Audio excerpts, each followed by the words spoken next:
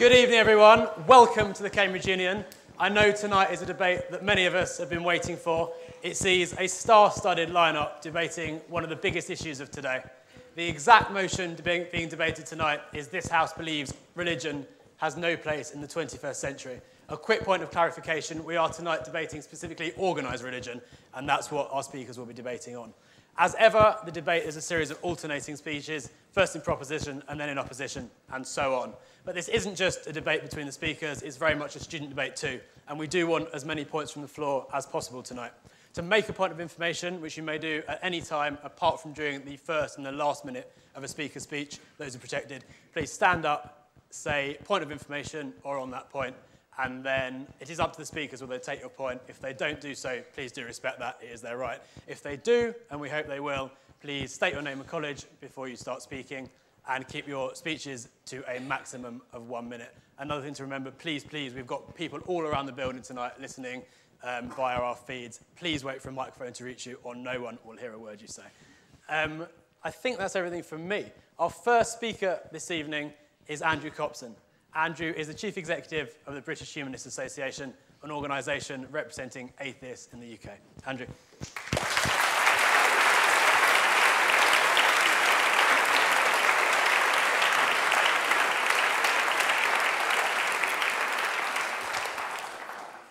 Thank you very much. I want to start by once again clarifying exactly what it is we're speaking about this evening, organised religion. We're not talking about individual men and women on their personal quest for values and meaning and purpose in life. We can all go on that journey, and good luck with it.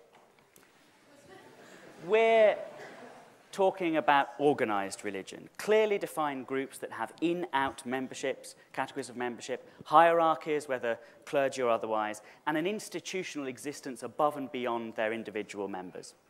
We're atheists and humanists on our side of the house this evening, but we need not be. We could be joined by religious people, many Hindus and Buddhists, obviously, but also individual believers in the monotheistic religions who have their beliefs, but are wary, as we are, of organised religion. And when we say it has no place, we don't mean that it should be banned, persecuted, wiped out, and eliminated, but that the harm it does outweighs the good that it does, and that we would be better off without it.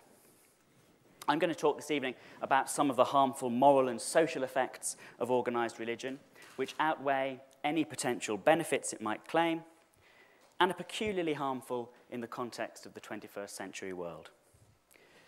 Taken together with the pernicious intellectual effects of organised religion, which Richard will argue this evening, and backed up by the empirical studies that demonstrate the truth of what we're arguing, which Arif will bring to bear, we on this side of the House think that our case for the proposition is indubitable. We can all talk about whether or not organised religion has been a force for good or harm in the past. We can rehearse back-of-the-envelope calculations, hospices and charitable endeavours in the balance against crusades, witch burnings, the Inquisition,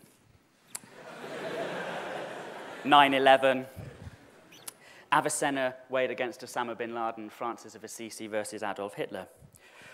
But what's relevant this evening is the 21st century and its particular challenges. We'll say more about those as we go along, but it's pretty clear what the context of the 21st century is. A world that's more interconnected than ever it was, a world that is more democratic than it ever was, and a human race facing the greatest existential threats we ever have, at the same time as we understand the universe and our place in it more fully than ever before. In a world like this, where do we best get our ethics from?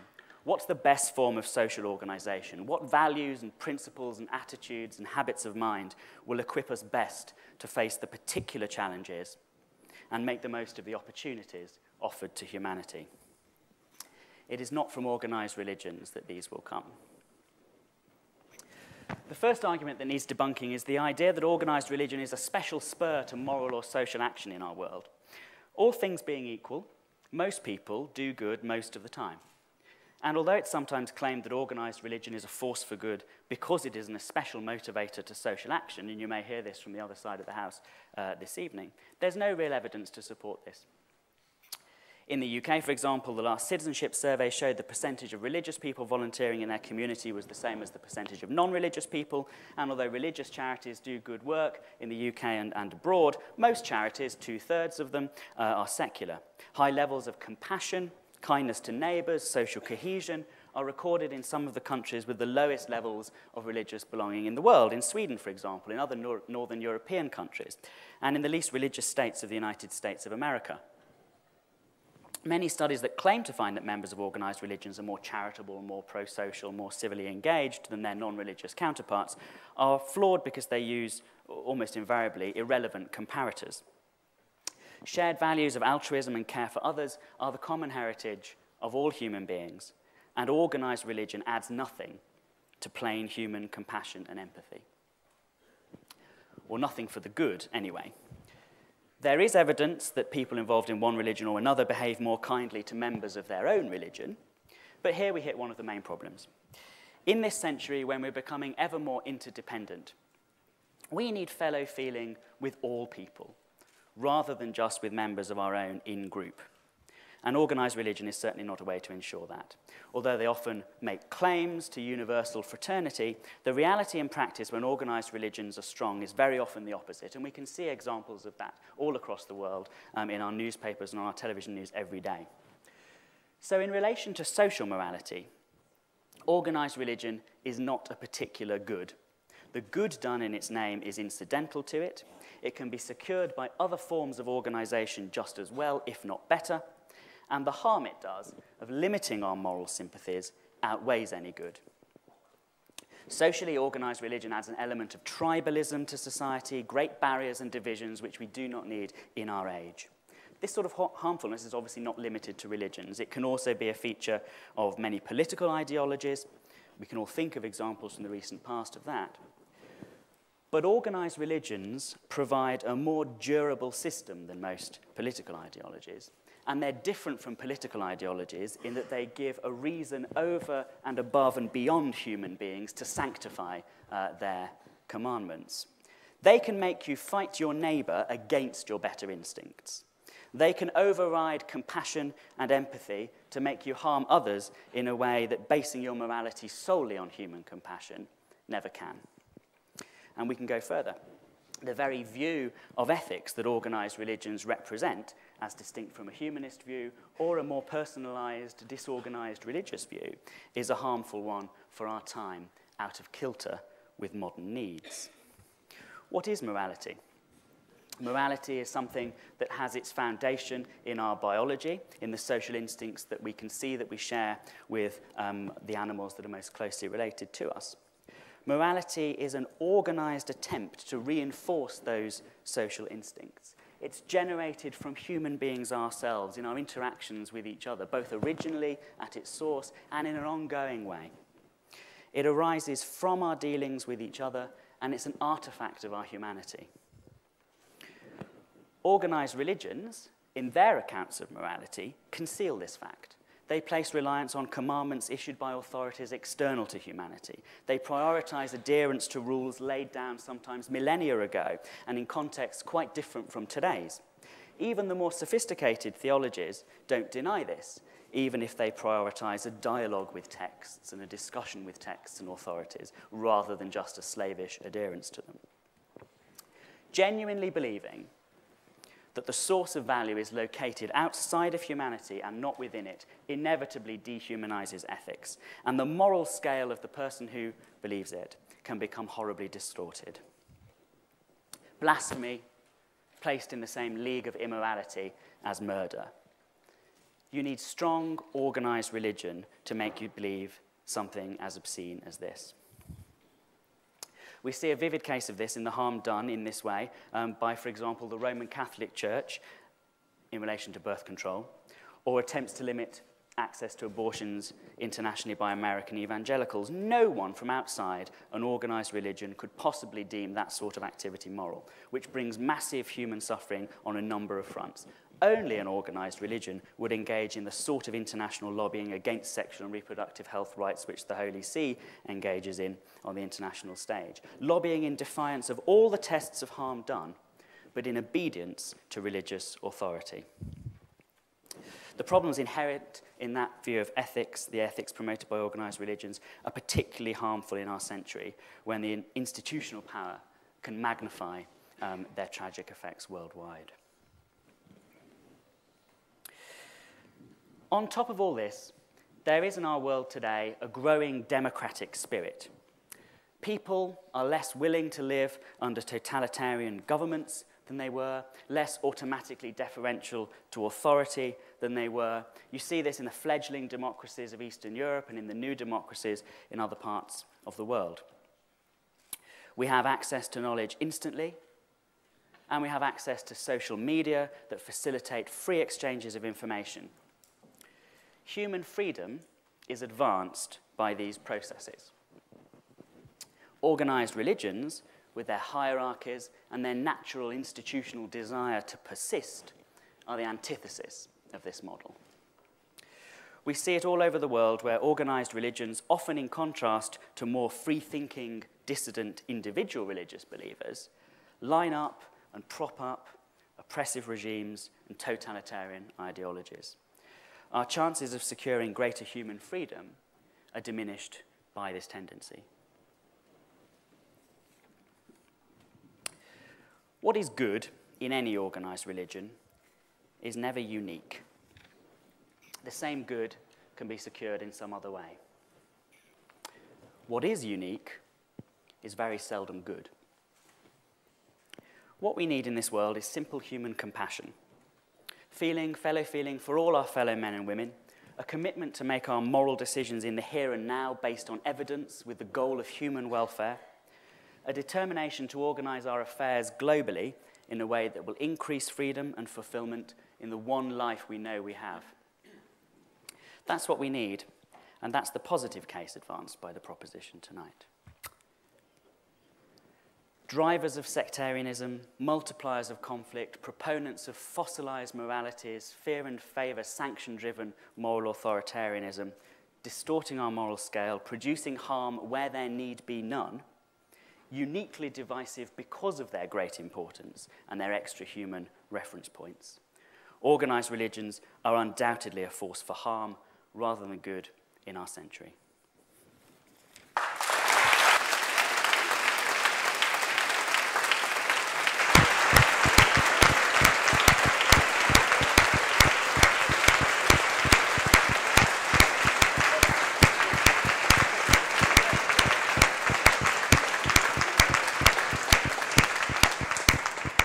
Thank you, Andrew. One very quick point of order that I should have mentioned earlier. Please, no photography in the chamber this evening. Our next speaker, as I'm sure everyone here is aware, is the outgoing Archbishop of Canterbury and the incoming new Master of Magdalen College, Lord Rowan Williams.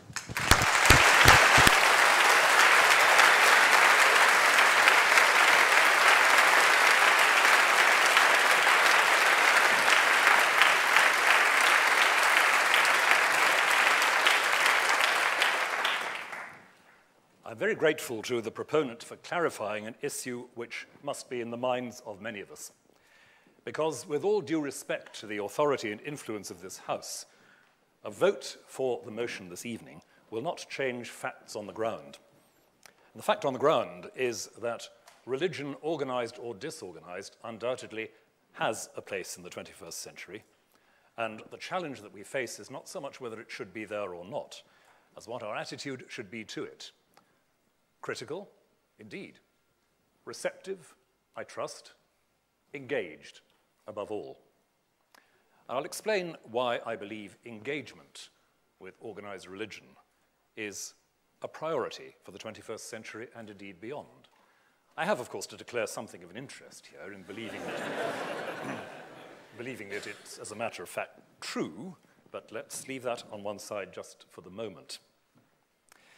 Why engage with, let's not call it organized, but communal religion? And before going further, let me just define what I mean by that. It's all very well to say that we're talking about organized religion as opposed to some mysterious activity that people engage in their privacy and their solitude. The philosopher Whitehead's remark that religion is what a man does with his solitude. What a woman does with her solitude is still very mysterious, of course, but that's part of the unhappy legacy of certain religious attitudes across the centuries. I freely admit that. However, religion has always been a matter of community building, a matter of building precisely those relations of compassion, fellow feeling, and, I dare to use the word, inclusion, which would otherwise be absent from our human societies. There is no such thing as a purely solitary religious attitude. Please.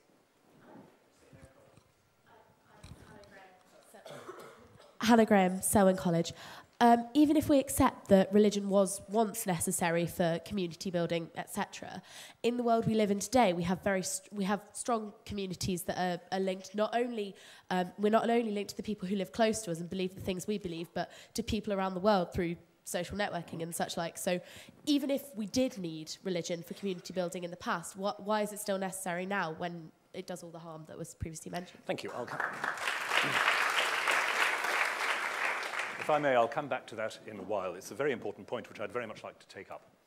But at the moment, the point I'm trying to underline is that the notion that religious commitment can be purely a private matter is one that runs against the grain of religious history because of that innate element in religious commitment, religious language, that is tradition building and community building. More of that, I promise, Hannah, later on. Now, why should we take seriously this claim to be an agency for community building?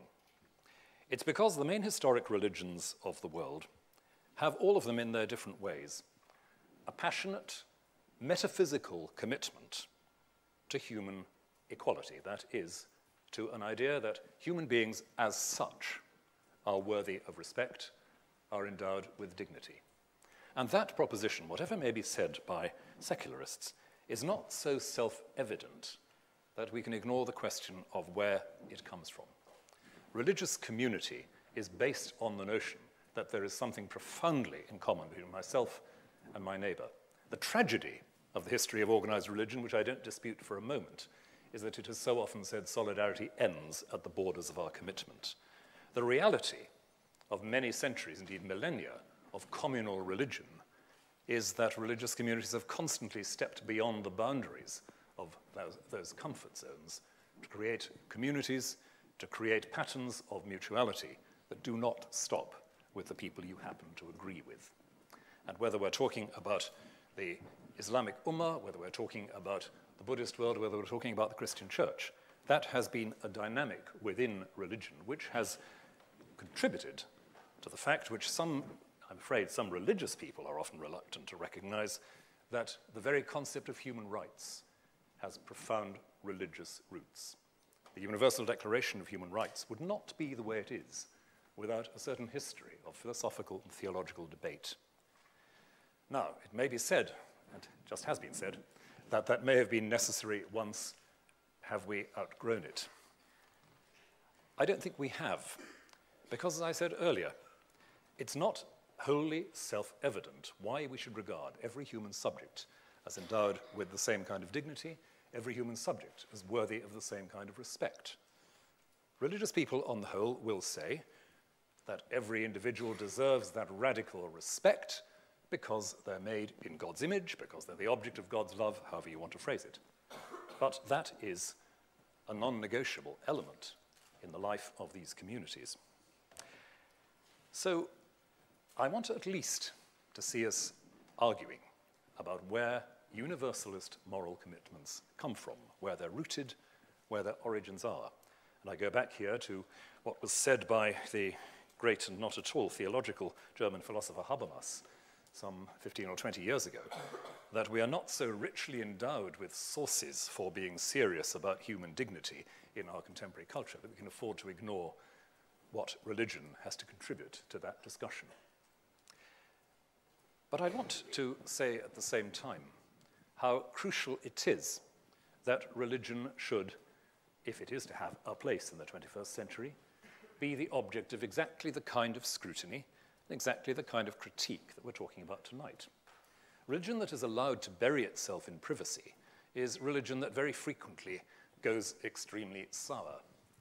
Religion left to itself, protected from public scrutiny and public debate of this kind, is religion that is constantly liable to turn precisely into the caricature of faith which you've already heard eloquently described this evening. And that is why if I say that I thank God for Professor Dawkins, you will understand what I do and I don't mean.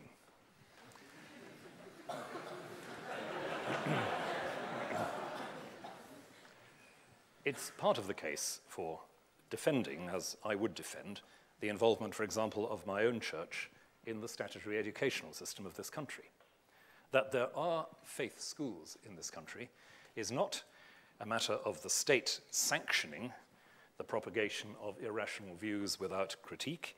It's a matter of engaging religious agents and religious communities. Please.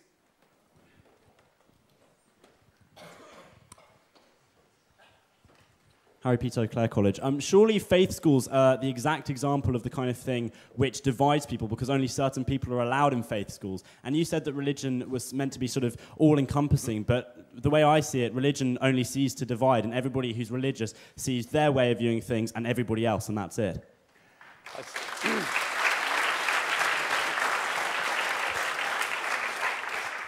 I would recommend you here to look at some of the statistics about admissions policies in Church of England schools, where there is a regular assumption that a minimum percentage of admissions will be to people who do not necessarily share religious faith. It's not a condition laid down at the door.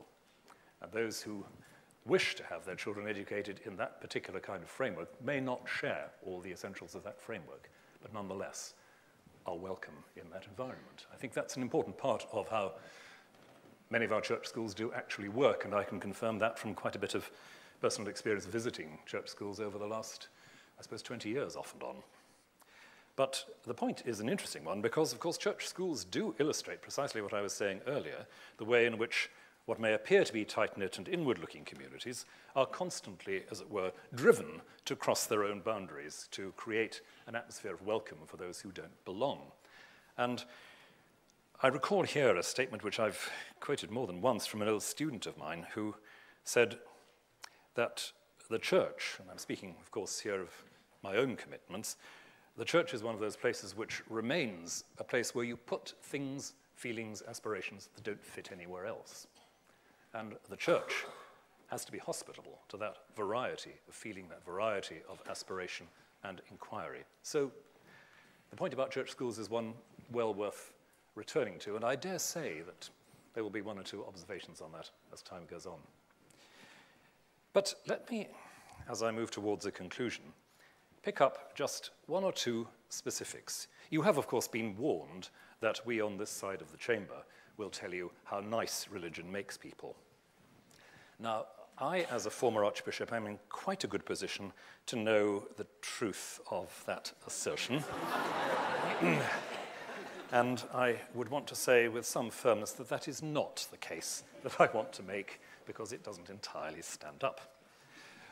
What I would want to point to is something which is, in many parts of the world, unique to the Christian and other religious environment. And that is what I've touched on already, that particular passion for attention to those who are otherwise ignored or otherwise outside. And my image here is from a visit to Congo about 18 months ago, speaking one evening to a large group of young people who had all of them been abducted to be forced into militias in the Congolese civil war at various points in their adolescence. About 30 or 40 of these youngsters shared their experience, and said, one after another, without prompting, without agenda, had the church not been faithful to us in these circumstances, and they were people of very varied backgrounds, not all of them Christian, we would not be here recovering our identity as members of a community, as people to whom some kind of dignity was accorded. So long as that process and that pattern remains true, so long as there are religious communities which make a point of attending to, refusing to ignore those who are the edge of their society, those who have no obvious claim because of social usefulness or whatever, then I believe religion retains a place in the 21st century, the 22nd, and really for quite a long time after that. Thank you.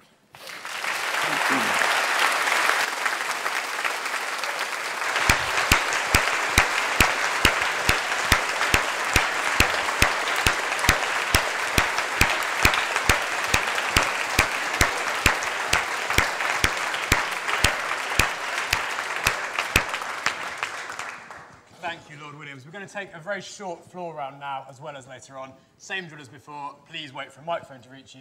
State your name and college before you speak. And please do keep speeches to a maximum of 1 minute. Can we first have a point in proposition of the motion,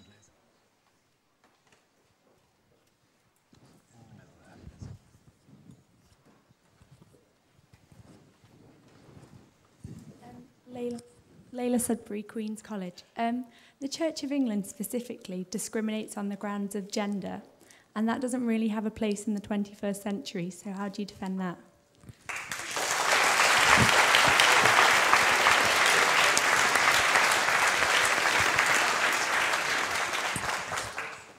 A point in opposition to the motion, please.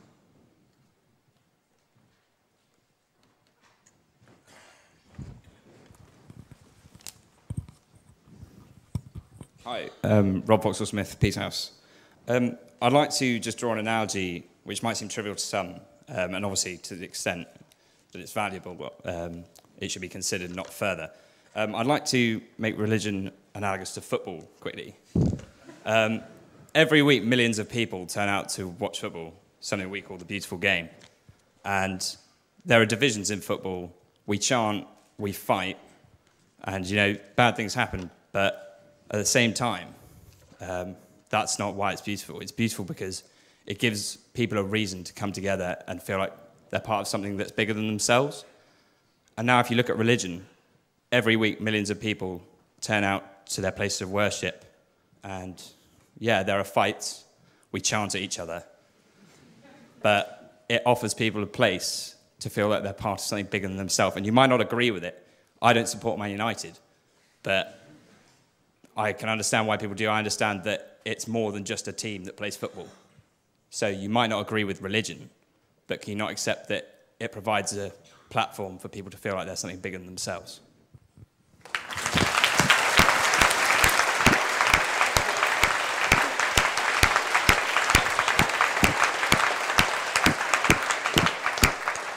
And an initial point in abstention of the motion, please.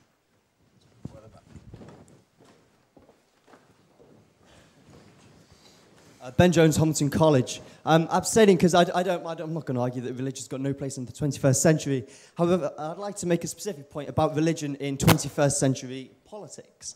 For much of human history, there's been no strict separation between organised religion and politics. And what I think now is, we must learn from the fact that around the world, some of the most pressing problems facing us contemporarily are the fact that the distinction has been collapsed between extreme interpretations of religion and politics. Look at Boko Haram, look at the Taliban.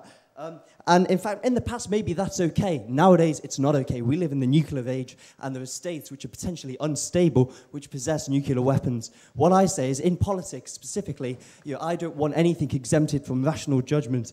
And it's imperative that we encourage moves towards tolerance and towards more secular ideas.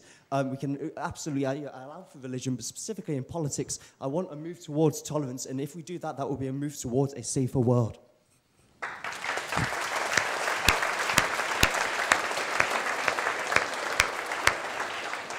Thank you. We will have another floor round slightly later on in the evening. But to get back to our main debate, we have a speaker who really does need no introduction this evening. A world-renowned evolutionary biologist and one of the most famous critics of religion there is, Professor Richard Dawkins.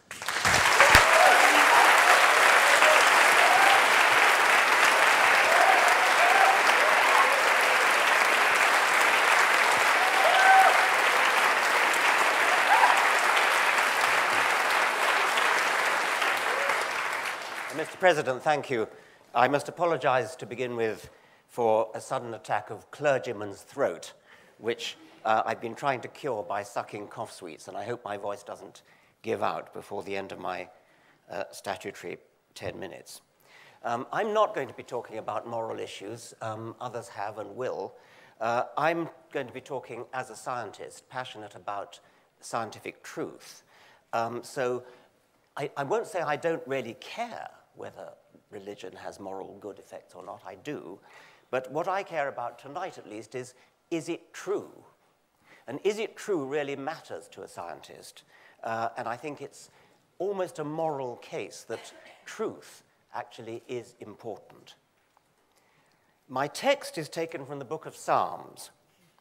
The heavens declare the glory of God, and the firmament showeth his handiwork.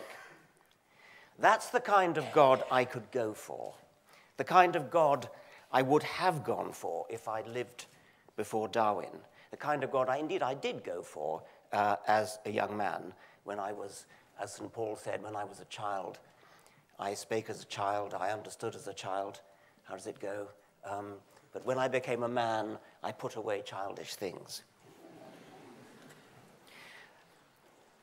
I could go for a God whose primary business was to create the cosmos, to set up the laws of physics, to twiddle the knobs that fine-tune the physical constants in such a way as to foster the eventual emergence of biological evolution. Such a God, a grand God, the God of the cosmos, the God of the physicist, the God the hypermathematician, God the master architect, that would be a God worth worshipping. Probably not worth praying to, for that sort of cosmic God, worthy of proper reverence and respect, would have better things to do than bother himself with the trivia of human prayers and human sins and human preoccupations. The sort of God I would not feel like worshipping would be one who, far from fixing his thoughts on his magnificent creation, was instead obsessed with sin. Sin, sin, sin, sin, sin. The obsession of the Christian God. Interested in nothing but the sins, including private acts, which do nobody else any harm, of the members of one particular species of old world primate. On one small planet, orbiting one rather small star amid 100 billion stars, somewhere in the outer suburbs of one ordinary galaxy among 100 billion galaxies. Such delusions of grandeur, to think that a God with 100 billion galaxies on his mind would give a tuppenny damn who you sleep with.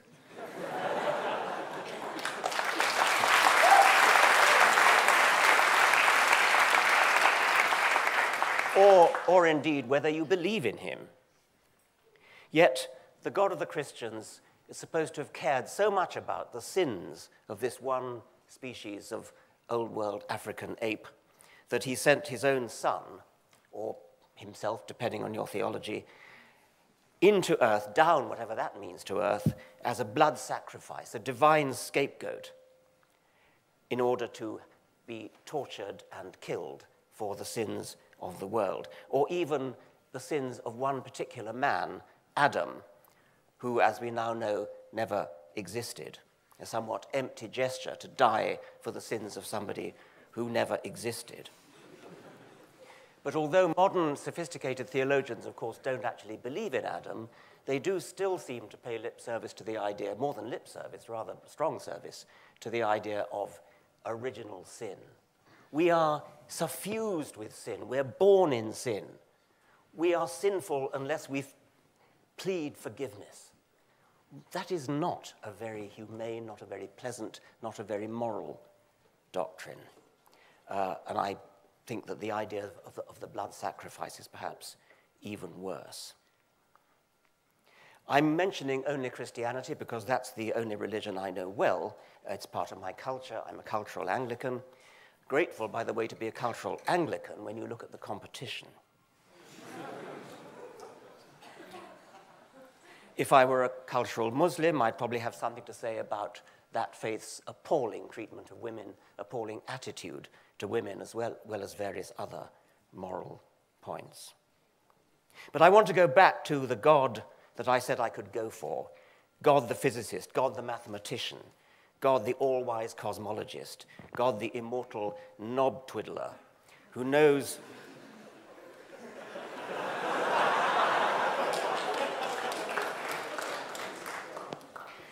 who knows to the umpteenth decimal place the exact value of every physical constant, how it needs to be set in order to bring a lasting universe into existence which is capable of giving rise to life and eventually, perhaps, to us. The heavens declare the glory of, well, something.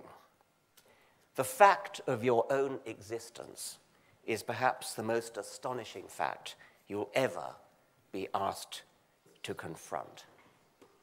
Think about it. The laws of physics, which just tell you how atoms interact with each other, how fields, how forces interact with each other, have somehow managed to give rise to trees and kangaroos and monkeys and bush babies and us, a species capable of having a brain big enough to reflect on our own existence and work out where we came from and why. That's a pretty glorious thought, and we're at the center of it. Think how a camera salesman might advertise your eyes. You have two elegantly designed cameras in your head, both with ball and socket mounting, so they can be instantly swiveled in any direction and track a moving target. Each can sharply focus an image on a 5-megapixel screen with trichromatic coding for full color vision. It has continuous autofocus from infinity to just a few inches. It has an auto-stopping iris diaphragm that can handle many orders of magnitude of luminosity change. It's a dual-mounted system with sophisticated computer hardware and software in the brain to bring into register the two images and form a stereoscopic images. I mean, what an astounding fact that is. And we now know how it came about. We know that it came about by a purely mechanical, automatic process. There was no design. Yes. Lara Kaplan, Emmanuel College. Science has previously said that they know how things come about in the development of science, and it's been proven wrong as well. And Charles Darwin has even said himself that his theory of evolution isn't complete. And I was just wondering what you would have to say about that. Well, it would not be much of a scientific theory if in the 19th century it was complete. Of course it wasn't complete, and of course those of us in the early 20th century and the late 20th century and indeed the 21st century have done enormous amounts to enlarge and improve Darwin's theory, but Darwin would recognize it as his own. It's one of the glories of science that it does, of course, advance, it does change. No scientist would ever wish to claim that it's absolutely finished, and I'll be coming on to that. The explanation for the existence of things like eyes is almost laughably simple, but it had to wait for the 19th century before we got a clue as to how it came about. Before Darwin, it would have taken, indeed did take, a great philosophical mind to spot that the argument from design, the argument that says because it screams design at you, therefore there must have been a designer, that is a deeply fallacious argument. It doesn't explain anything, because the designer himself or herself or itself would have to have been himself a highly complicated object, a highly sophisticated object in order to achieve that level of design. Now, as the interrupter has just pointed out, we don't know everything. There are gaps. Theologians have long, good theologians at least, have long pointed out that we should not, as theologians, put our trust in the God of the gaps. That's a theological point, and it's a very valid one, because gaps shrink as science advances. There are still gaps. There's a gap in the origin of life. There's a gap in the origin of the cosmos. These gaps are now steadily being filled, and no sophisticated theologian would put his faith in these gaps. The whole lesson from the theological criticism of the God of the gaps argument is that you cannot resort to a designer as an explanation for anything, given that the task the designer is asked to do requires his own designer at least as complicated and sophisticated. The lesson from Darwin is that because the really difficult problem of explanation has already been solved by Darwin, The remaining gaps that need to be solved are relatively easy. Physics may await its Darwin, but it will come. There are many reasons why religion has no place. I'm concluding now. There are many reasons why religion has no place in the 21st century, and my colleagues will deal with them or have dealt with them. To a scientist, however, what's really objectionable about religion is that it fosters the idea that we should be satisfied with a non-explanation to a difficult question instead of working hard. It's hard work, working hard to provide a real explanation. Religious explanations are supernatural, but in no possible sense is a supernatural explanation for anything an explanation. It's a cop-out, a betrayal of the intellect, a betrayal of all that's best about what makes us human, a phony substitute for an explanation which seems to answer the question until you examine it and realize that it does no such thing. Religion in science is not just redundant and irrelevant, it's an active and pernicious charlatan. On that point. I've got to conclude now. I'm already over time. It peddles false explanations, or at least pseudo-explanations, where real explanations could have been offered and will be offered. Pseudo-explanations that get in the way of the enterprise of discovering real explanations. As the centuries go by, religion has less and less room to exist and perform its obscurantist interference with the search for truth. In the 21st century, it's high time, finally, to send it packing.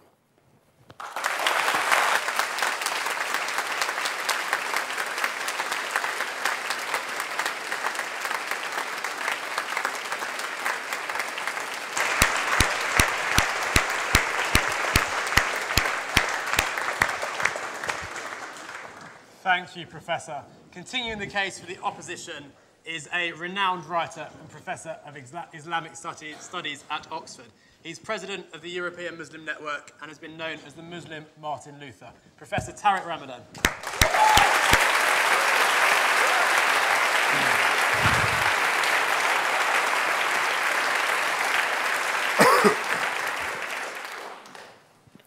Thank you.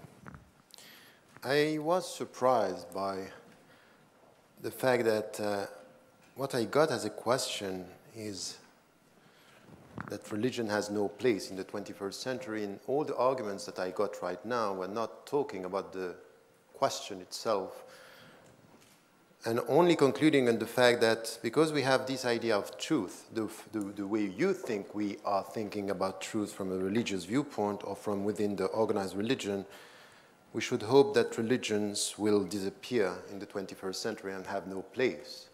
So the argument itself for someone who is a scientist is not very scientific and much more driven by passion.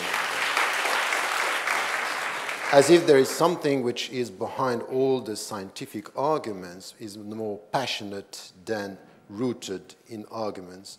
And it's exactly the same with what I heard in the first speech. For Muslims or for Christians or for organized religions, the fact that we think that morality has a transcendental source doesn't mean that we dehumanize morality. This is not an argument. This is dangerous. A dangerous conclusion, not a scientific one. So let me come to something which I think it's so important for us today when it comes to religions. In fact, religions as faith, as knowledge itself, or as rituals are for organized religions means. And the means, you can use them in a way or in another. You can use them for the good and you can use them for the bad. It's not because we have people from within an organized religions that sometimes are instrumentalizing religion that we should forget everything which is coming from within the organized religion and understand what was said, the sources of morality, the way we deal with human dignity, the way we deal with the way we have to deal with our own self. And it's very important. You cannot dismiss the point that within the organized religion, there is a very deep understanding of the concept of human being, what it means to be a human being. It's not only coming from Socrates, it's also coming from a very old religious tradition and a very deep understanding of what is shared in a universal way, which has to do with the way we deal with our heart, our body, and our mind. And the point is that what we get from the organized religion is also something which is very important. At the end of the day, what is good is what you are going to do with yourself, and what is bad is the way you are going to do with yourself. It's a personal responsibility, and in the 21st century, it's something that we have to listen to and at least to respect. And the point for me is this one. If we look at the challenges ahead, the 21st century, we have lots of knowledge, technology, and sciences, and at the end of the day, we have lots of means, but there are critical questions about the ends. What do we want to achieve? And this is the time where we need philosophy and religions and humanists all together to come and to deal with this. We need a pluralistic discussion on this, not humanists telling us we don't need you. If you are truly humanist, you know, please, I'm sorry, I have lots of things to say, so... and I heard so many things. So the only right humanistic position would be for you to say, I disagree with you from the organized religions, but we need you to have these pluralistic discussions on the ends and the finalities, to use philosophical discussion, not to tell us, in the name of our humanism, disappear. Is this humanism? This is dogmatic rationality. It's as dogmatic as a new religion, as the old religion. Yes, it is. So,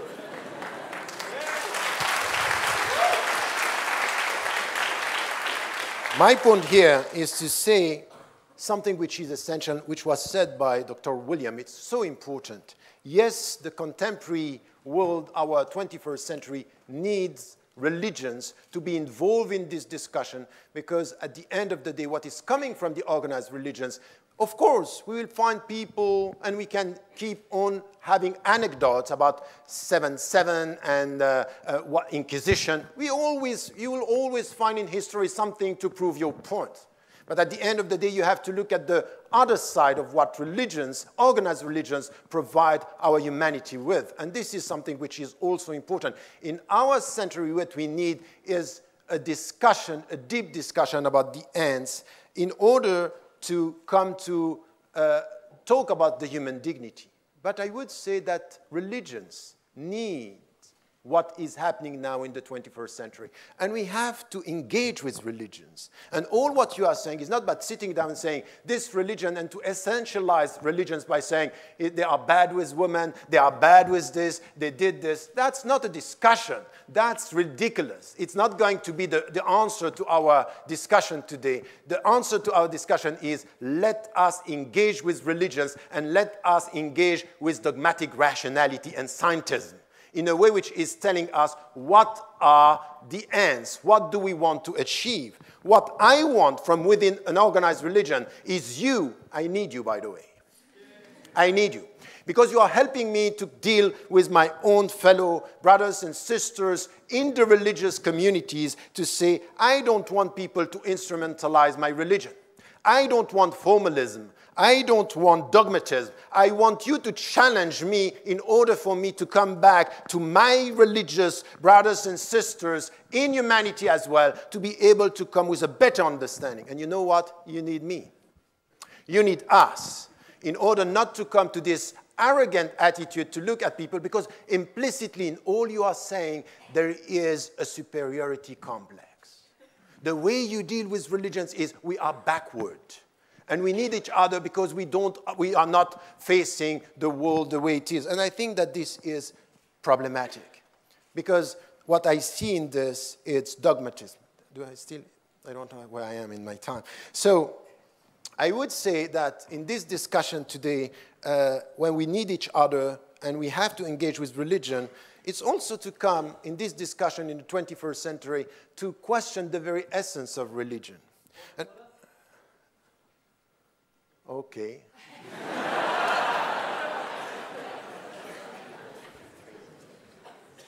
You have 15 seconds.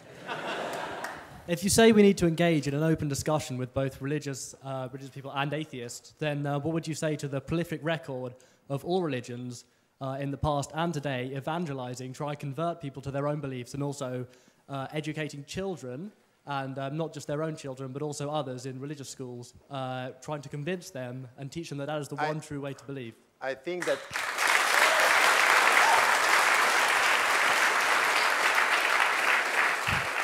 You are exactly explaining my point. This is what I said, that you will always find people within religious, organized religions trying to convince and trying to convert people. But I would tell you that it's exactly the same with some atheists. They want to convert people to atheism. That is the same. And I think that at the end of the day, what is important, what I am expecting from you, as I am expecting from any human being, is to be the witness to his philosophy in his daily life. So if you are an atheist and you have principles, show me your principles. If you are a religious, show me your principles. Don't try to convert me, show me who you are, instead of trying to convince me that I'm wrong and that my truth should disappear from history. Anyone who wants someone to disappear from history, religious thoughts or philosophical thought, is dangerous, because this is dogmatism. This is dangerous. Behind it, this is a new way of dealing with power. My conclusion is to say, if I come to what is needed to our world today, to our world today in the contemporary world, is very much to look at what religions can provide us with. And when, for example, and you know, in organized religion, it's not only something which has to do with community, it has to do with community, and it has to do with individuals. So when it comes to something that I learned from within a tradition, I'm dealing with scientific truth, philosophical truth, and I'm acknowledging the fact that we don't have one final answer, and even Richard Dawkins cannot prove that God doesn't exist. So when he doesn't prove this, let us come to what is our way of life. In religious traditions, we find a way of educating yourself, know who you are and not only what you have, something which is very needed in our consumerist societies, that we need something which is questioning the very end and purpose of our human life. And I think that if we don't take this as something which is the religious contribution to a philosophical and needed discussion on ethics, for example. I don't care about the source of morality. I want to talk about morality, meaning about ethics, about the fact that we need ethics in politics, ethics in economy. And why do you want me to disappear from the discussion because I'm coming from an organized religion? Don't do that. Just say, welcome to the discussion. So my conclusion is, if you are faithful to your humanistic position, you should be against the motion. Thank you.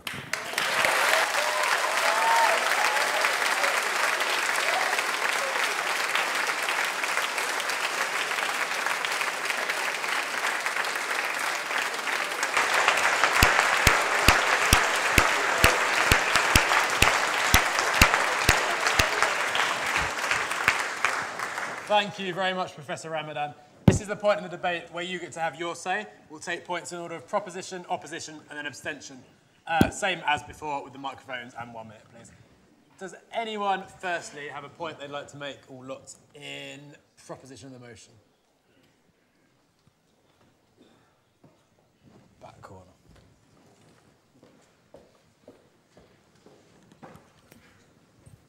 Joe Hazel, Pembroke College. So we heard a lot about the problems with dogma and why that would be really good in terms of religious discourse.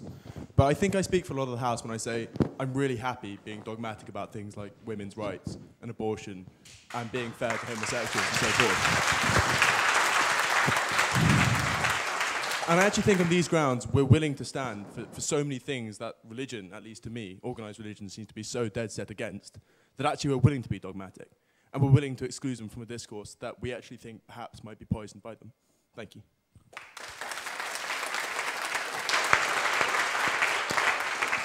A point in opposition, please. Thanks. Matt Hitchens, Emmanuel College. I don't believe in God, but I do really like Christmas carols.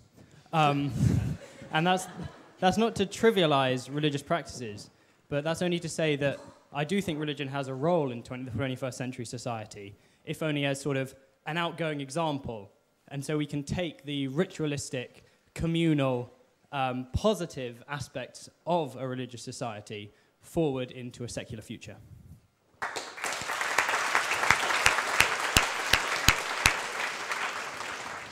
Could I have a point in abstention?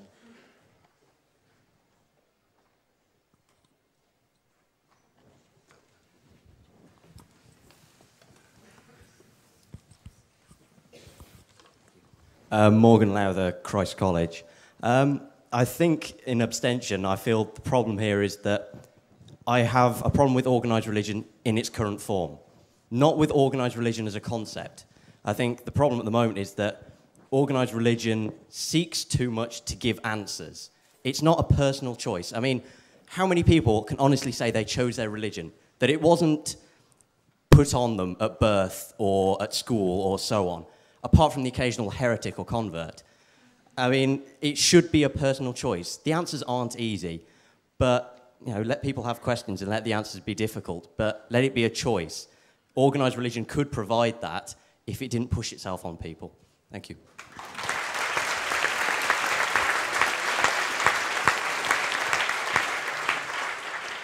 We'll go back to proposition.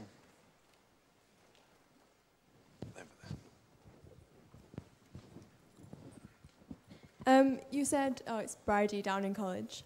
You said that when you come to a debate about morality and you don't want me to question your source as God, well, I hesitate in using an obvious example, but that's quite hard to do when, say, you're using a book which also legitimizes, which also says that it's wrong to eat shellfish. Say we're talking about gay sex, for example. Well, I find it quite hard to use that as a legitimate source. Thank you. Point in opposition, please. Over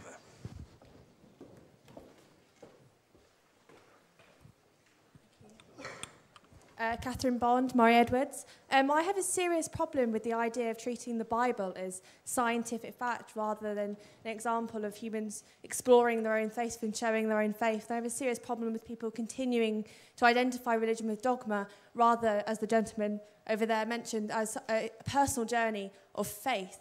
And I feel that the idea of treating the Bible as a spiritual fact misses entirely the point of it as its spiritual and personal object.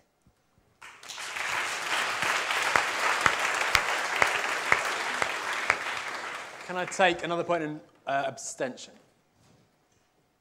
Just to...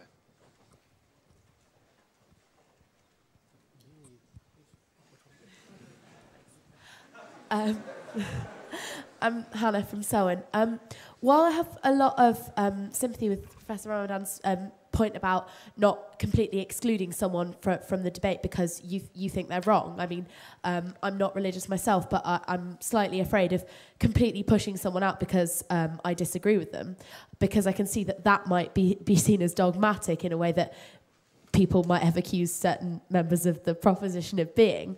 But equally, I wonder if he knows, I imagine he does actually, because he's, I'm sure, had conversations with people of other religions, what it feels like to talk to someone who believes not only that you're wrong and that that's just of consequence to, as you having a truth that they don't believe in, but that because you're wrong, you're innately damned and sinful. And I know a lot of religious people nowadays don't want to sound as extreme as that, but I think we have to accept that that's a position that a lot of religious people innately come from, because one of the key things about an awful lot of religions, not all, but an awful lot, is saying, this is my God, and if you don't believe in my God, or at least do some of the things prescribed by my God or a God, then you will suffer in some way. And that's a very hard thing to engage with when people are saying, not just I disagree with you, but I disagree with you, and I think that for your disagreement with me, you'll be punished. And I might be very nice to you now and very polite to you now, but ultimately I know that I'm going to heaven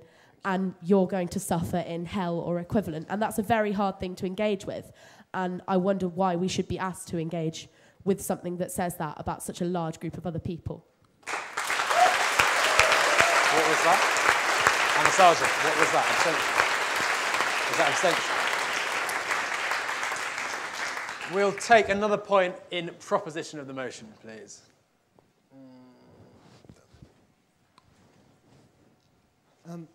Name and college, please. Mike Villa, Churchill College.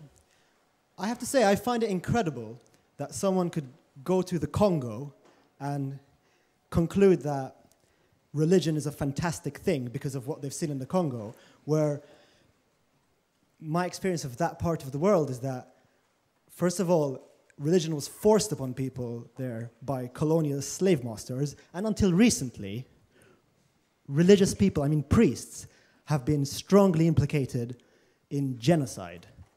It takes an extraordinary leap of mental gymnastics to go to Congo and conclude that religion is a brilliant thing which helps people.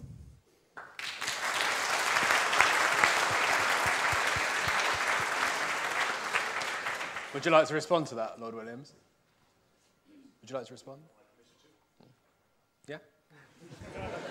Please do. Can we just get a microphone to you? Sorry.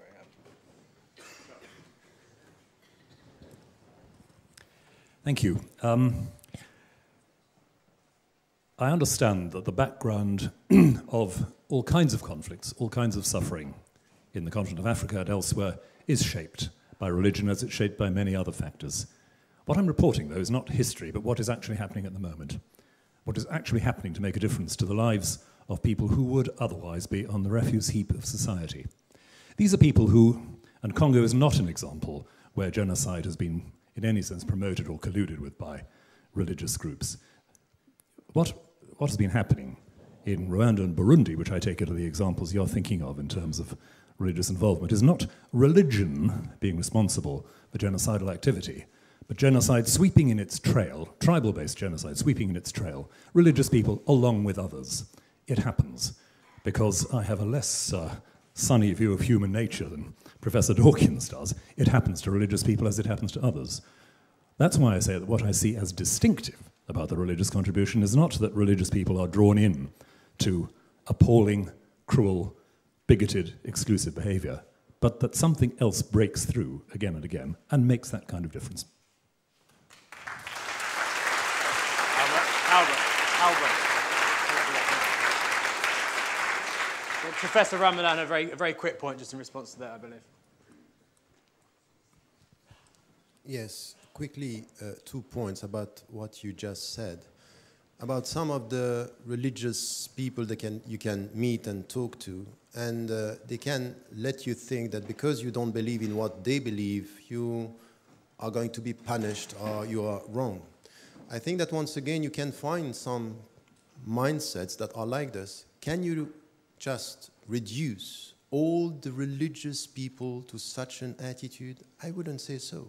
So I think that in order to be and to go beyond this, we need to engage, and we need to have we need to get the very essence of religious traditions and to understand that it helps the people to be better in many ways. So just to take one or two anecdotes to prove that all the religions are like this, I think it's wrong. And I always think that we have to engage with whoever you disagree with. And my last point is about being dogmatic.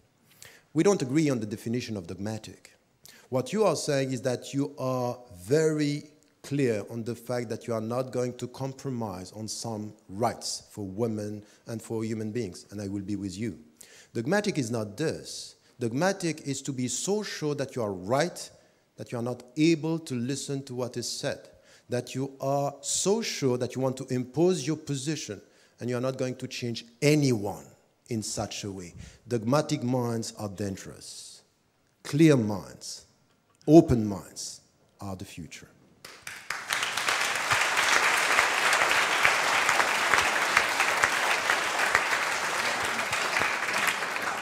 Can I have another point in opposition to the motion, please?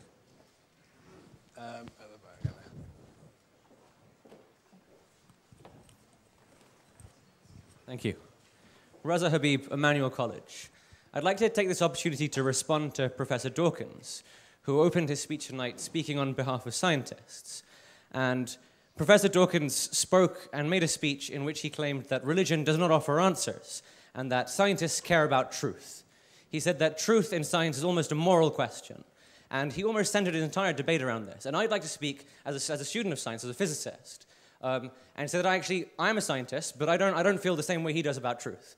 Because speaking as a physicist who has to deal with the fact that we say 75% of the universe is invisible and we don't know what it is, speaking as a physicist who says that actually we treat subatomic particles that are both waves and particles at the same time, we don't have truth anymore. Physicists sacrificed truth a long time ago. In fact, you speak to a lot of physicists, they say they're anti-realists. They don't believe science is true. That's a standard position amongst a lot of scientists. And in fact, it's non sequitur to the debate.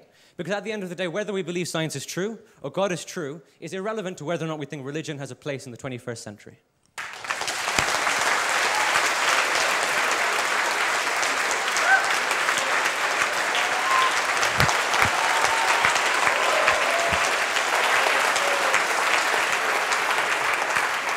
Professor Dawkins. There are, of course, many very mysterious things. Is this working?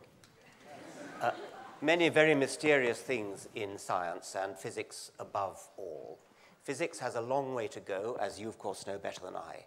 Physics has a long way to go, and there will be mysteries to be solved. The physics of maybe 500 years' time will be perhaps more mysterious than we can possibly imagine.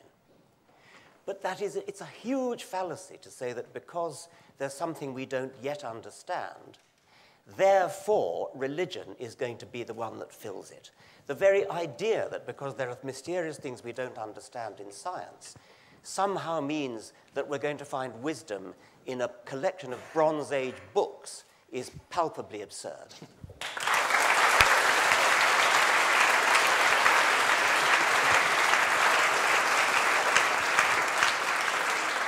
Mr. Copson.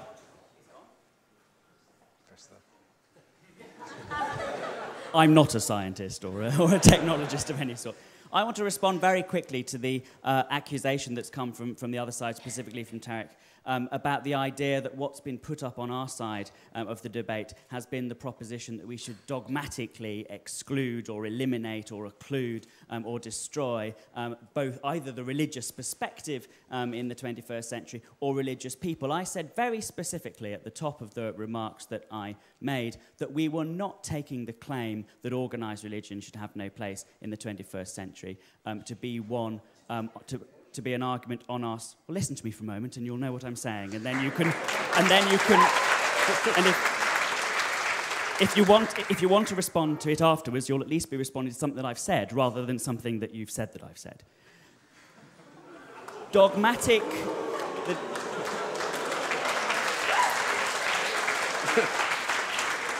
Which is a good definition of dogma, actually, in some people's minds. I don't want to take up too much of your extra time. So just to say that what I was talking about was not proposing the motion with a view to eliminating such people and excluding such people. Of course, in reality, if we want the 21st century to be a success, we're going to have to reach out to each other across those divides. That was a major part of the argument that I made.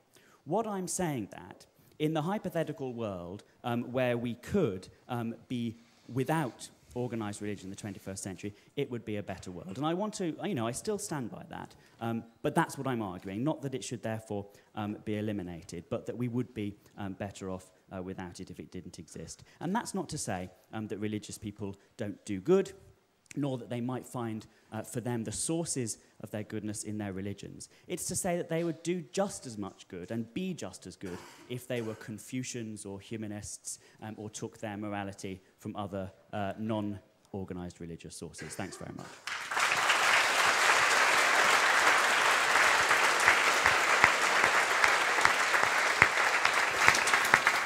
Can we have one last point, an abstention, please? Over there, please.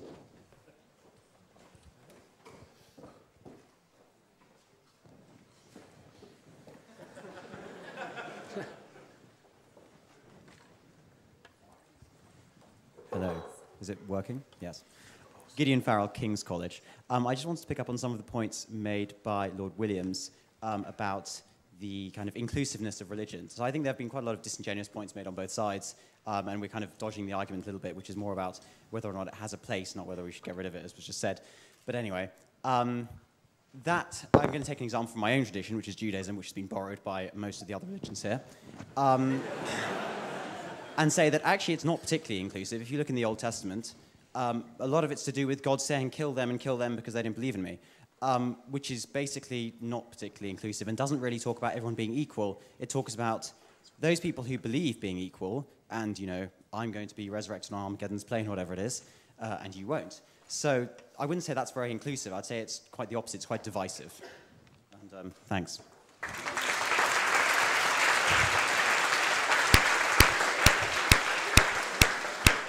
Thank you for all the points from the floor. We want to get back again to our main debate. And closing the case for the proposition is Dr. Arif Ahmed. Dr. Ahmed is a senior lecturer in philosophy here at Cambridge and an ardent critic of religion. Dr. Ahmed.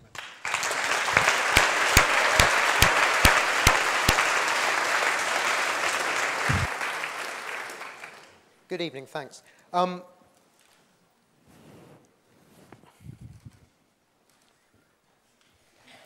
Excuse me a second.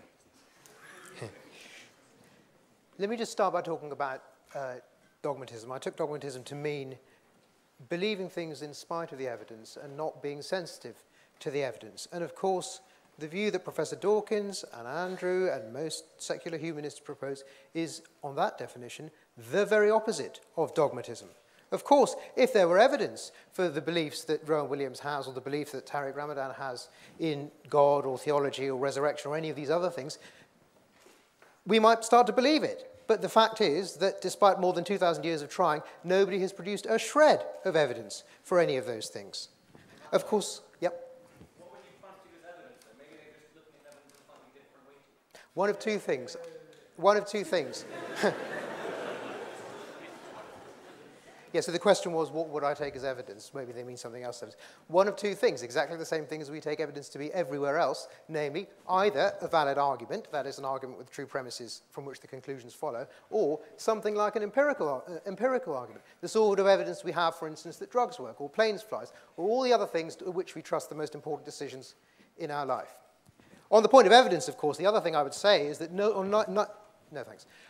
neither of the speakers on the other side, as far as I could hear, produced a single piece of evidence for any of their assertions. There was quite a lot of philosophical talk and gesturing and rhetoric of one sort or another and patterns of mutuality and various other things, but nobody, as far as I could tell, cited any specific case except the one example of the Congo, which was rightly disputed, or any actual evidence at all for any of the things that they said. I'll come back to some of these points later.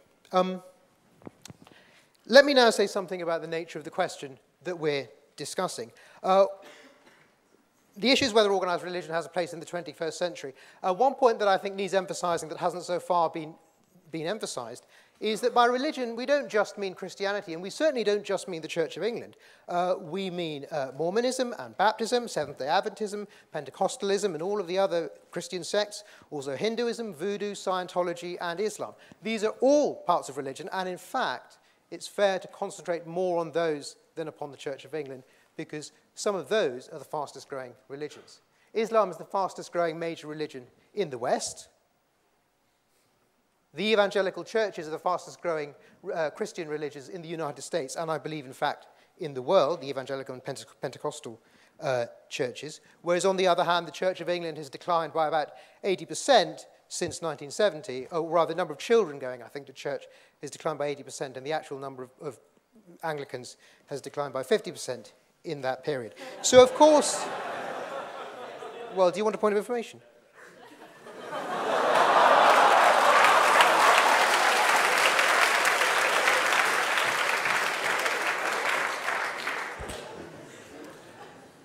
The rate of decline of Sunday attendance in the Church of England is not 80%. I can't give you the figure because I didn't come prepared for this.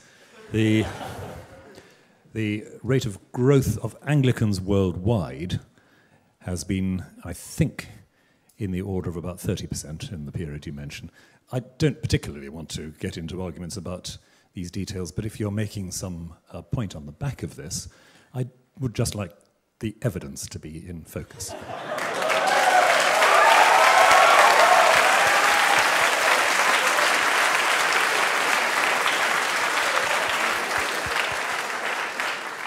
Yes, that's correct. The evidence concerns rate of church attendance, and that was data taken from 2009. But the point that I'm making, of course, stands, which is that we should be concentrating on the religions that are fastest growing. And in Europe, that is Islam, and in America and the rest of the world amongst Christianity, that is the evangelical churches.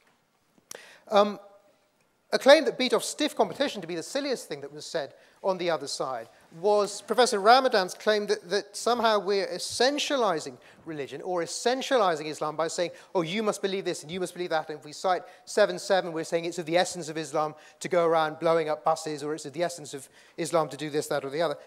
It's no issue about essentializing. We just need to look at the facts and the evidence. The question is, what are the effects of these things? So when we're asking about the question whether organized religion, and Islam is an organized religion, it doesn't have the same organizational structure as many other religions, but it does have de facto patterns of authority. There are ayatollahs in Tehran who can issue fatwas to murder people, and so on. So it is an organized religion. What we should be looking at is not what's essential to a religion, as if that claim even makes any sense. What are the actual facts about the effects that organized religion really does have in the world we live in today? So let me turn now to those. The first point was one that Andrew's already touched on, so I shall be brief about it.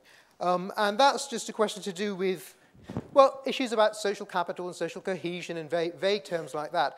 When we ask about what are the actual effects, we find that there are plenty of studies, the most recent having been in 2012, showing that, as Andrew said, non-religious people show more kindness, more generosity in random acts of kindness. Compassion has more of an effect towards altruism in those people than in religious people.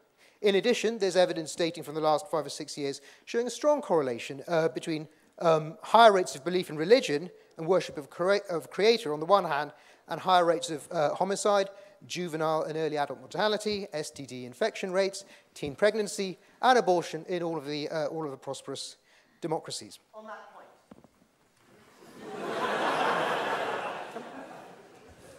But, sir, correlation doesn't imply causation. If you want to establish that religion has a causal role in this, you need to consider the inherent structure of religion and what it is inherent to religion, that it means that it is not simply an accessory to these harms, but rather a causative factor.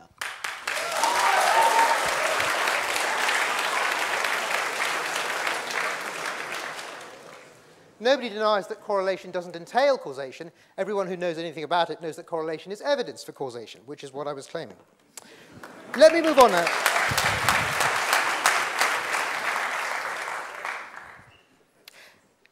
Let me move on now to two other issues. There were three points that I wanted to say about the effects of organized religion. One of them was that to do with ethics. The second one is to do with what you might call the price of social cohesion, if you take that term seriously enough. And this is, of course, the persecution of people who want to live their own lives in ways that religions, for one reason or another, consider inappropriate.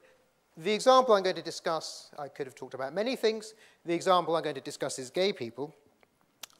So, for instance, I mean, an anecdote, just one anecdote, amongst many that I could give, is the fact that in 2009, when the death penalty for homosexuality was introduced in Uganda, I think reintroduced or introduced in Uganda, people on both sides of the debate at the time agreed that the main impetus for bringing that back, and it did come back, was a US evangelist pastor called Scott Lively from a group called Defend the Family International, who ran a seminar there proposing exactly that.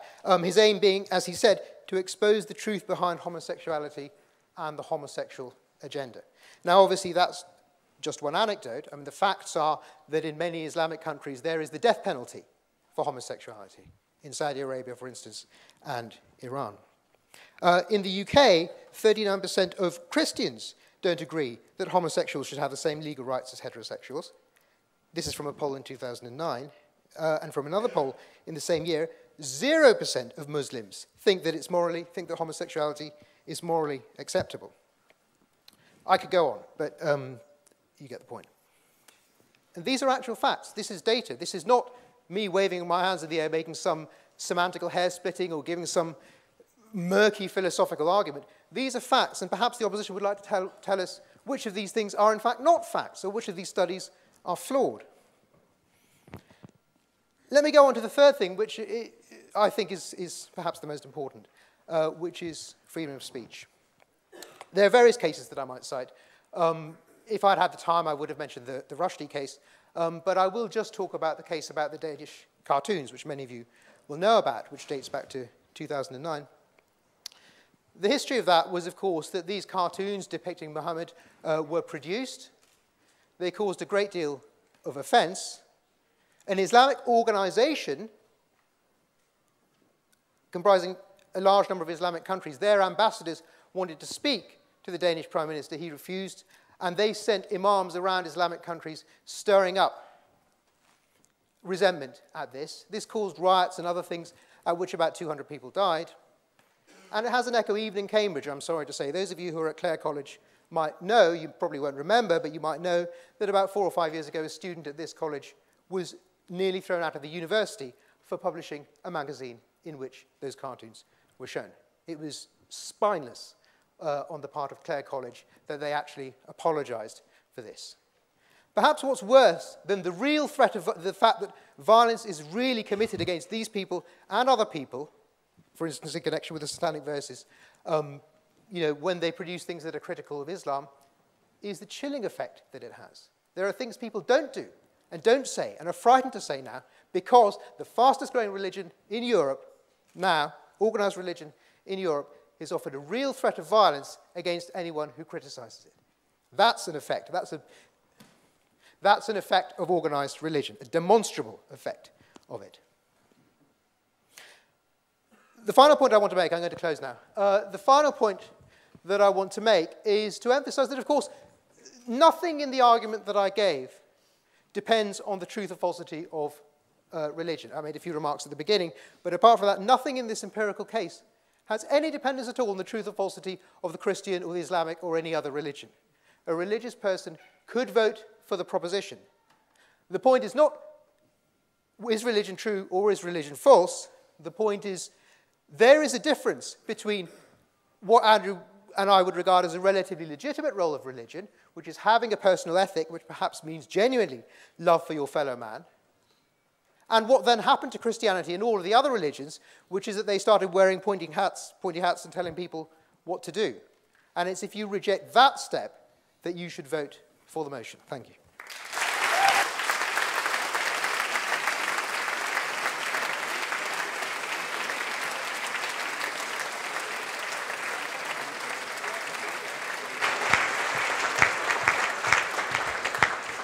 Thank you, Dr. Ahmed. Our final speaker tonight is Associate Director of the Henry Jackson Society, Associate Editor of The Spectator magazine, and a well-known commentator on issues of religion, extremism, and immigration, Mr. Douglas Murray.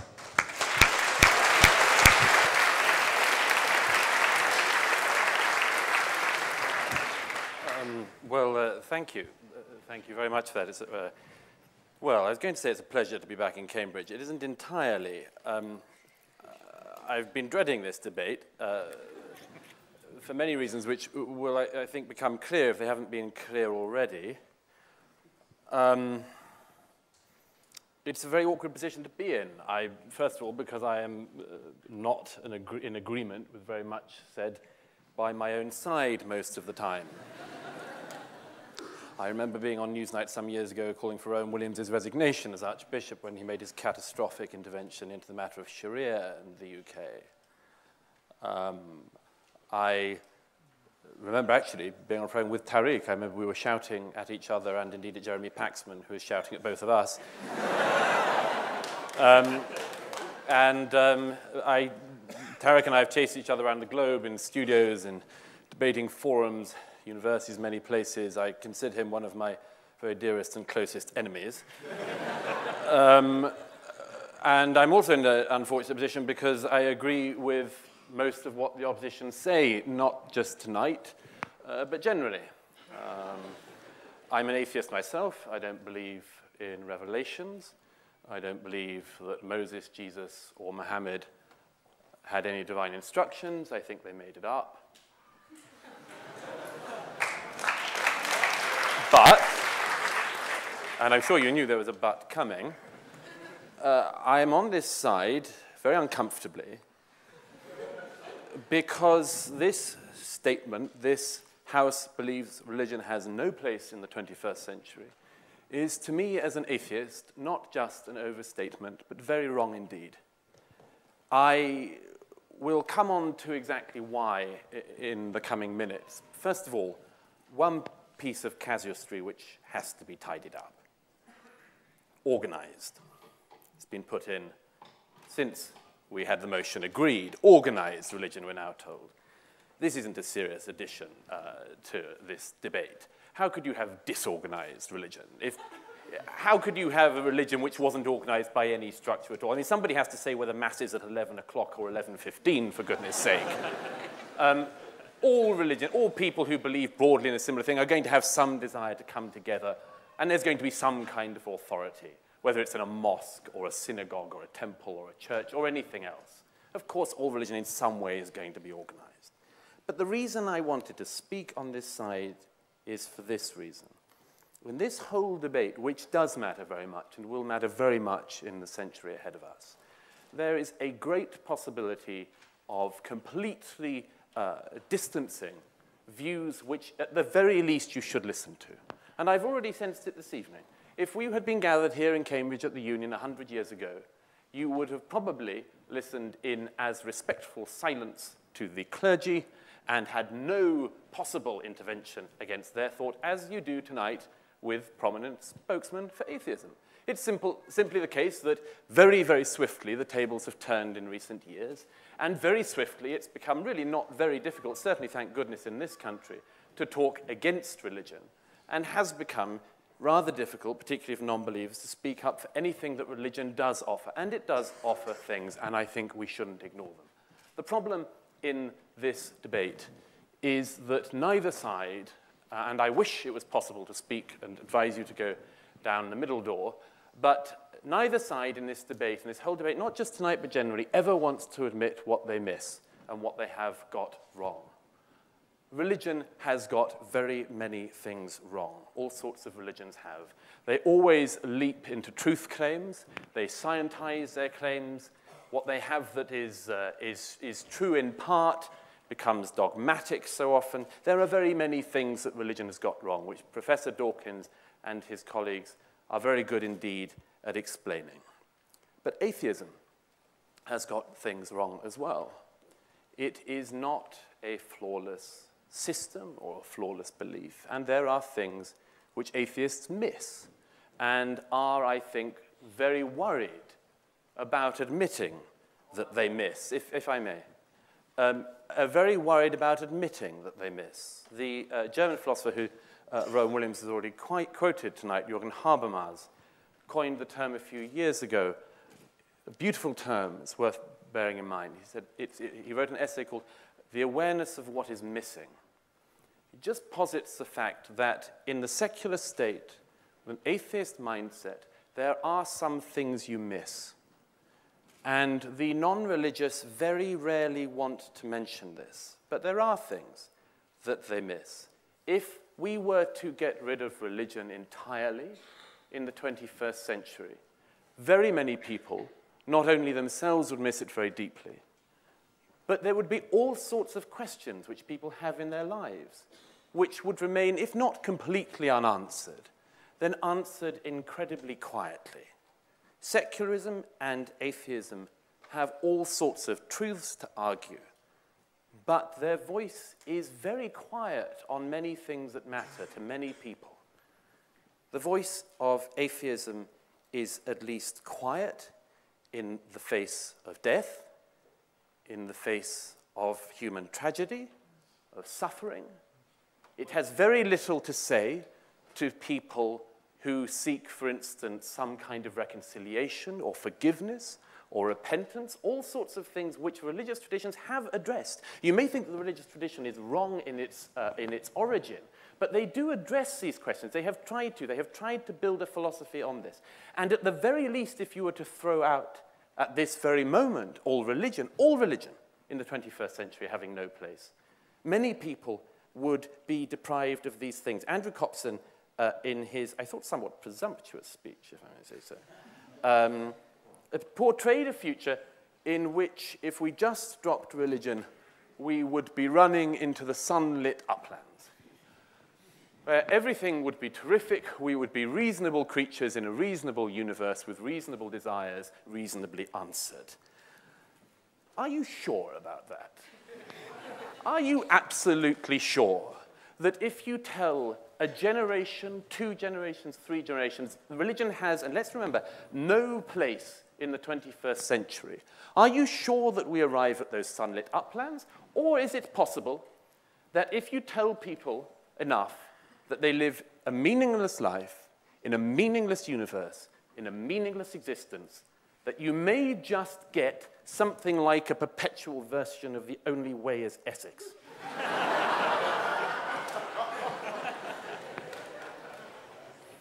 Believe it is true or not, religion provided, and I would say provides and will provide in the future, an opportunity for people to ask serious questions about themselves, ask serious questions about the universe and their existence. To quote Larkin, he says in Church, "A serious house on serious earth this is, wherein in whose blend all our compulsions meet." It is the case, I would submit, whether you believe, as I say, in the literal truth of religion or not, whether you believe or go to church or synagogue or mosque or whatever yourself, it is the case that these places used to provide, and provide for many people still, a place to ask questions which in other places in their lives, without that, they simply have no such opportunity to ask, to address. You know, somebody said earlier that, have we outgrown it? I just wanted to raise a couple of things. They say, it may seem a contrarian viewpoint. It is not, I can tell you. There are several things that have been cited tonight about religion which need countering, and I'd ask just for your forbearance as I mention these. It's come up several times, community building. Alain de Botton wrote a really very bad book recently called Religion for Atheists. But there were several very good points in it. And one which I'm not sure is able to be refuted is this, that among other things, the church provided people who had nothing in common other than the place that they found themselves in, that they found themselves sitting in a pew beside somebody, with a form of common humanity which is missing in the modern age. Andrew said, well, we've got Facebook and we've got social networking. Many of these things are very good. There's all sorts of good that can come from them. It also means you are very able to agree and to meet all the time people who agree with your point of view. You can found Facebook groups with people who agree with you already. You can found social networking groups with people very like you. I'm sure after you leave Cambridge, you will be able to have old alumni Facebook groups which put you in touch with other people very like you. Church and organized religion, among other things, and I think it's worth noting, allows people to sit beside people in a place with a common aim, with whom otherwise they have absolutely nothing in common, no socioeconomic bond, no cultural bond, maybe, except for the fact that they have found themselves in this place together. One other very quick point before I start to wrap up. On several times tonight, it's already been mentioned about the simple evil that religion does because of abortion and so on. I would just make the following intervention in this. Many times in debates in the House of Lords and in the Commons about abortion, about euthanasia and these sort of things, yes, religions have got very many of these things wrong. But if you look at the contributions to these debates, the contribution of the religious to abortion issues and to right to life issues and to partial birth abortions and all sorts of other things and euthanasia is not nothing. It injects a sense into society and into the debate as long as it cannot harm and hamper scientific progress, and I'll get onto that in a second. Provides a voice which reasons, and I would argue sometimes holds back advances which many people, such as Andrew, would be lovely about rushing straight ahead to, believing we're going to this place which is fine. Now look, I'm just going to wrap up with this. Richard Dawkins said at the very opening, is it true? That was what you said you wanted to address. No. And yes. No, it is not true. It is not literally true. But can religion carry truth? Yes. Schopenhauer says in his dialogue on religion, he says, truth may be like water. It needs a vessel to carry it. We don't have very many vessels. And if you believe that we can go into the 21st century, not only saying we don't need a vessel ourselves, but nobody else should have one, I don't believe that would be a period of greater understanding. The deal, and let me just say, you won't often hear me. Those of you who have heard me here before will know I don't normally do reconciliation, but I'm going to have a quick go. The deal in the 21st century must be this. Religions must not have the ability to dictate the lives of people who do not follow those religions. religion must have no ability to dictate law or to dictate the lives of people who do not follow those religions. That, I think, should be the thing that religion gives up. Largely, it has given it up. The Church of England has given up most of it, and I think that's a good thing. It has led the way. Religions will have to concede that, but the non-religious should make a concession too. The non-religious should accept in the 21st century that it is not the case that religion has nothing whatsoever to say. It does. It has a voice. It has a contribution to make. It is thoughtful in parts. It has thought things over. If the 21st century is to work, it will involve all of these things. It will involve religion knowing its place, but it will also involve atheists and secularists knowing that their place is not to dismiss, deride, and laugh at as meaningless something which seeks for meaning. If the 21st century is to work, religion will have a place. People can agree with Professor Dawkins and his colleagues, but no rational person could agree with this motion. Thank you.